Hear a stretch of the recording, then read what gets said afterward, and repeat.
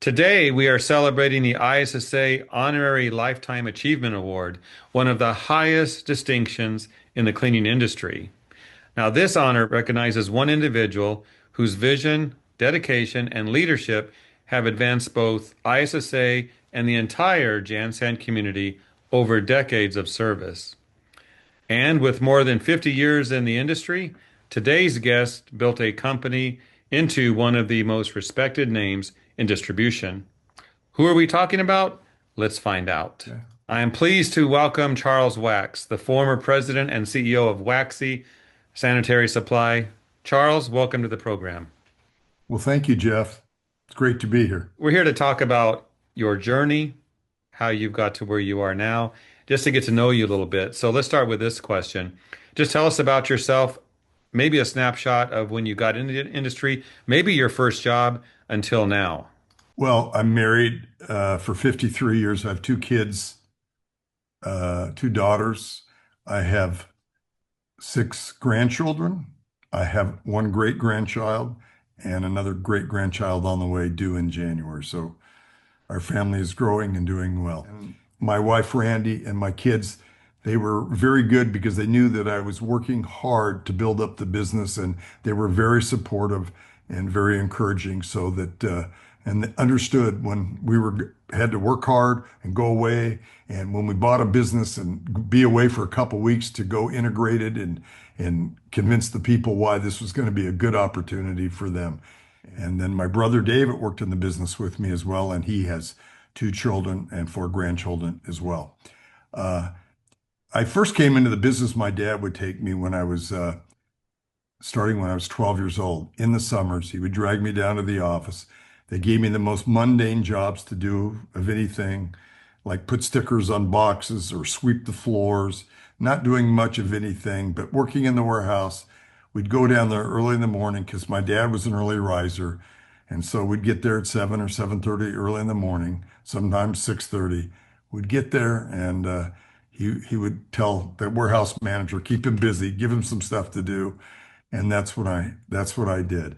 But over the next couple summers, they let me load trucks and make sure we did the right process and the right procedure to get the right merchandise on the product so it would get to the customer the right way. I rode with truck drivers. I learned how to receive. So I did a lot of the warehouse functions, put stuff away.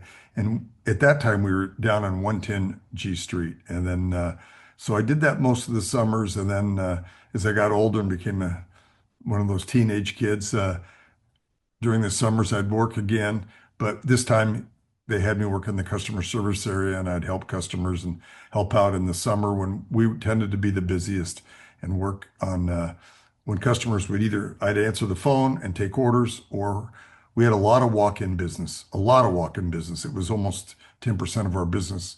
So it helped customers and make suggestions that helped them. And then you became CEO at 21 or what? No, no, no, no, no. Got married, moved to San Francisco, and then came back into the business. My dad had a program that he had set up with Crown's Leatherback, which was one of our best all-time suppliers. And I worked for them for about 9 months in the San Francisco area and Portland. Got to meet a lot of the people, and that's where I first met John Garfinkel, of all people. So I worked there, and then when I came back, we were busy getting ready to install our first computer system. It was an IBM System 3 Model 10. We were the first one in San Diego to get this new system, of the card system that would going to do all these wonderful things. And my dad had me help and get involved with that. So that was kind of my first experience learning or full-time work getting involved in the business. Good story, Charles. And from there, here we are today. When you retired, you were the CEO and president? Correct, correct. He appointed me to be the president 1986, but I was at my dad's side for all those years. Mm. He was one of the smartest, brightest guys in the industry, a real driver, somebody who probably was ahead of his time compared to a lot of the people who always wanted to get the most leading edge kind of not only in products, but in the way we did business. So he was always investing in new technology, big believer in that. And it was, we bought some businesses and I got to be very involved with that. But I did so many things. I worked in all the different departments of the business, and he was one of the most respected people. And When you learned about this honor that you just received, what were you thinking? What does this mean to you personally and professionally? I think it's a validation and recognition for all the hard work and for everything that we achieved in the business and our commitment to our business, to our people, to our customers, our suppliers. We wanted to be the best. And I think ISSA recognizing us as a great distributor or a great lifetime award, I think it's really a great honor for me and really for all the people that worked at WAXIE. This honor isn't just for me, it's for everybody who's been associated with us because we couldn't have been there without everybody. And we're very indeed fortunate. We wanted to build a business that takes care of the customers. We wanted our business. We were so proud of the fact that we had people that worked up with us for years and years. They enjoyed coming to work. I loved coming to work. It was in my blood. We said the waxy blood, it's in the waxy blood kind of thing. And, we bleed waxy blood. We wanted to help our customers. We wanted our people to do well. We wanted them to grow and to be successful and to build good lives for themselves. And I feel like we were able to do that very, very successfully. Now, the company's been successful. Your family has all been involved. What are some big changes that happened in recent years with the company? Well, there's been lots of changes in the industry. Probably the biggest change has been all the consolidation, both the customers, the suppliers, and the distributors. And I'm not sure it's all good. I mean, unfortunately, Father Time has a way of marching on.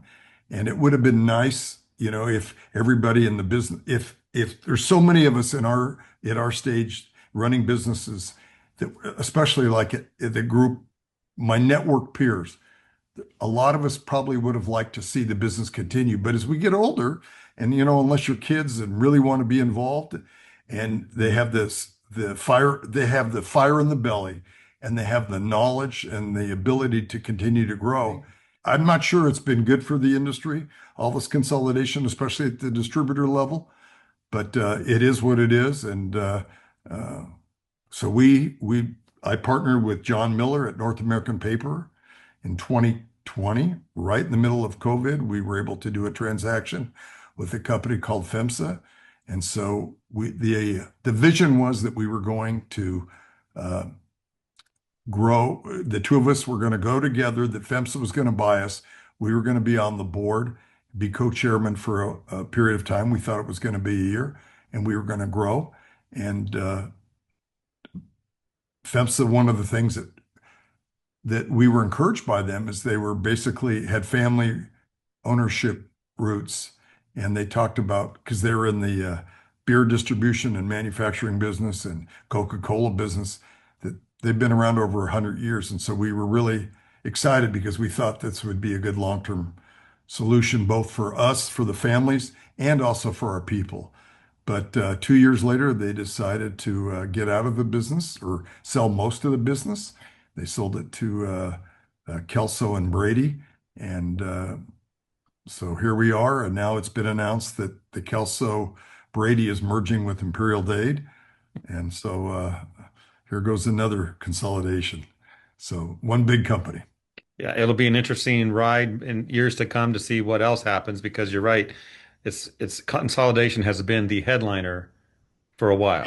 Right. And we've seen it with how many cleaning companies Oh, it's everywhere. consolidated. And how many manufacturers. There used to be so many paper companies, so many machine companies, so many chemical companies, and they keep buying each other up and they're merging. Mhm. It's just It's not happening. just our industry either. I've had other conversations with others Right. outside. It's everywhere. So, but Charles, you can't control everything, but we can Yeah. definitely work with it And and and move I don't think forward. and I don't know that it's so good for the industry because I think what built the industry was long-term relationships with our customers, service, knowing that our customers, they could count on us to get products to them when they needed it, get them new products that could help them. And I think now, I'm not sure that that kind of service is still out there with the big companies. So I think if the independents have a great opportunity now. Good point. And those watching this program right now, maybe they'll pick up a few tips about customer service. Don't let go what has worked for so long, that Right, personal touch. Yeah. right, No matter how big your company is. right. So, Charles, since you're not at the helm of running the day-to-day of Waxy, what do you do with your time today? Well, one of the things I've been busy doing is managing our 7 waxy buildings because we do lease them to the Brady Company, and some of them have multiple tenants. We just added 50,000 square feet to, in addition to our 100,000 feet in Mesa, Arizona. So we just finished that in the last 30 days. So we had to get a contractor and build that addition. Got it done really quickly in about 6 months once we started construction. But one thing that we were really proud of as a family and as a company is that we built beautiful buildings. We got many awards.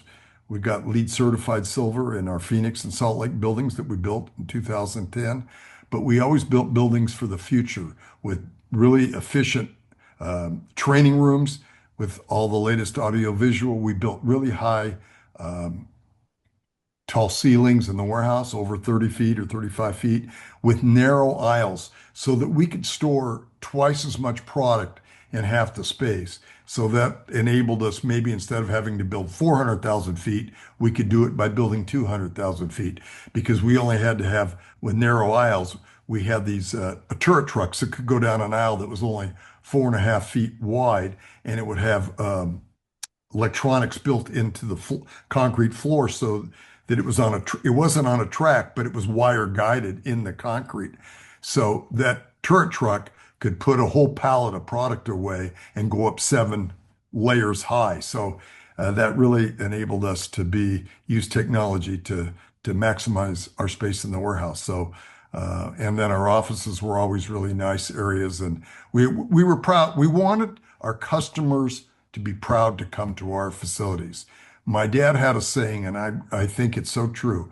So many times when a person would go into a janitorial supply warehouse, the warehouse needed their products more than their customers did. And he never wanted us to feel that way. So we always wanted to make sure that our facilities were state of the art and clean as can be. How are you going to sell cleaning supplies if you're not clean yourself? Exactly. I understand that. So, you talked about your buildings, you talked about your family, your legacy. What do you do in your spare time now? I like to play some golf. I travel a lot. I'm on a national security board, so I've been to the last few years. I've gone to Saudi Arabia for a week. I went with 10 retired admirals and generals. I just got back from Israel last week with a different group of retired admirals and generals. Went into Gaza, so it was quite an enlightening trip to go all over and see things. So we meet with all um, the the Israeli generals and admirals. Plus, we met with Bibi Netanyahu and the president of the country and the Mossad. It's quite, it was quite, you learn a lot. You learn.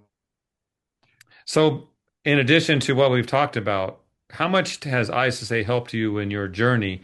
And who especially do you remember that were part of this journey for you?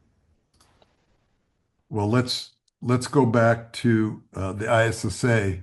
One of the best things about the ISSA and both network services, is the relationships and the friendships that you build with people. Some of my best friends have come from the industry and the ISSA and network. I have very, very fond and deep relationships with a lot of people and a lot of people that have helped me along. There's been a lot who have helped me along the way. I just want to give a special shout out to John Swigert and Alan Tomlin and Jeff Roberts, because I believe that they're the ones that nominated me for this award, and I'm deeply appreciative of them for doing that. It means a lot to me, and there's so many people who've had an effect positively on me, who've helped me grow to what I was able to accomplish.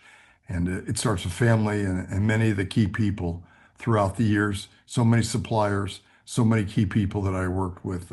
I'd like to talk about this. I heard that you had a role in choosing ISSA leadership in the past. You mentioned you met John Garfinkel.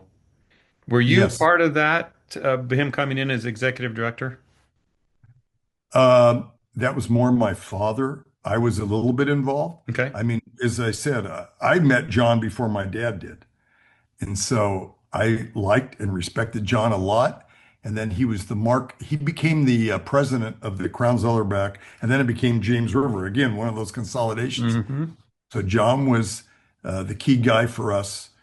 And it was so funny when he was there, if we had a situation where we needed some help, maybe we couldn't get product or we needed a special deviation or something special, it was famous with us. We always said, well, just tell everybody that John said it was okay. And, and then we'd get it. So we had a great relationship with John. And then when John left the company and my dad learned that I believe it was Jack Romali was retiring, uh, Lou Gorlin, I think, was the guy who was the ISSA president way back then. And he called, so my dad called Lou and Lou said, Lou, I got a guy I think that might be really good at this and suggested John. And John got selected. And as I said, the rest is history. So we've maintained a good relationship over 50 years. John's a great guy, and we've always had a lot of respect for him. What not everyone knows is that he called me in 2016 and asked me to come on board in media. Okay. Yeah. So, So we're connected now. yeah, I mean, he was reaching out. He was helping to grow the organization, and it Uh-huh. did very well under his leadership. And then John Barrett and now Kim Altoff. So, Right. yeah, yeah, A lot of good changes there memories. too. Yep. So, any regrets or things you wish you had done differently over the years because here you are, you received this award, but anything you could think you'd like to go back and do differently? Nothing that I want to say publicly. But there's always regrets. Boy, I'd have to think about that one. Yeah. I mean, there's always things that you could have done maybe differently, like when we tried to, make a decision either with a key person or maybe we were looking at a business or a supplier thing, and maybe we should have been more flexible. Maybe we should have been more firm. We, but no, I think I look at the overall very, very happy and very pleased and very proud of what we've done. And I had a great team, great group of people that I work with. They're family. They're really family, and everybody was a part of it. We measured the success of the business by the success of the people. And so many of our people started at the lower levels and worked their way up. A lot of my key guys worked in the warehouse and worked their way up into sales or general management. My president, Jeff Roberts, Jim Fisher, Clint Hunter, all these guys that were key guys, Harry Babb, they all worked at lower levels and worked their way up. And it's really rewarding when you see your key people and the people you count on that they can take on more responsibility and help to grow the business. Well said. Guess I just have one last point to bring up. If you wouldn't mind sharing some advice to the younger generation coming up who want to make a lasting impact and perhaps receive eventually the same honor that you received. If you had an opportunity to talk to them, what would you tell them, Charles? Well, first you got to work hard. I was committed to working. We worked 6 days a week all the time. I mean, on Saturdays we would go in and work. That's when it was quiet and you can get a lot of things done. But you've got to be committed. You've got to work hard. You got to get to know all your people. You've got to come up with solutions for your customers.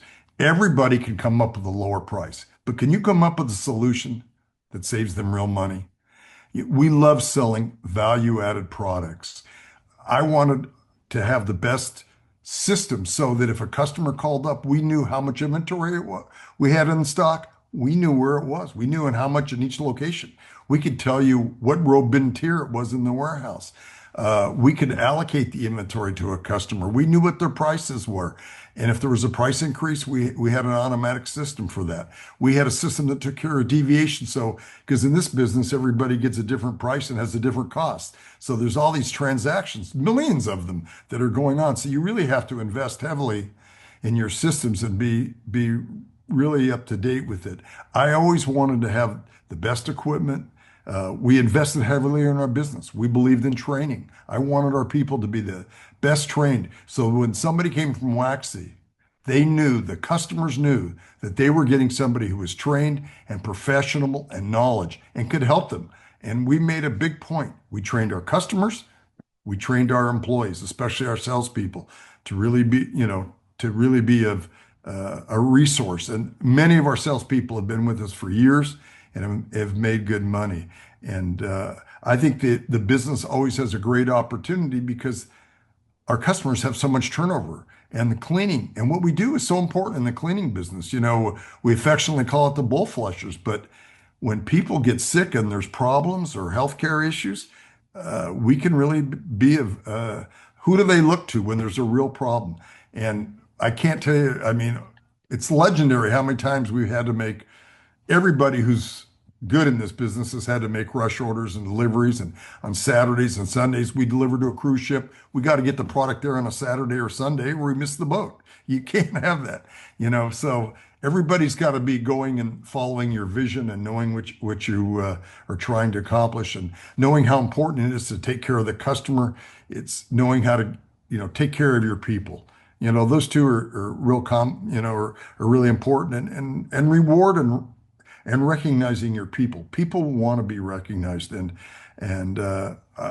one of the things we did at WAXIE is when people hit certain milestones, we would recognize them in a really meaningful way. We'd give them some nice gifts, but we asked them to give a little talk, or we'd ask them. And it was amazing to see people break down and get so emotional and talk about how their lives have been impacted by our company. Nothing was more rewarding to me than hearing the stories of how we helped people.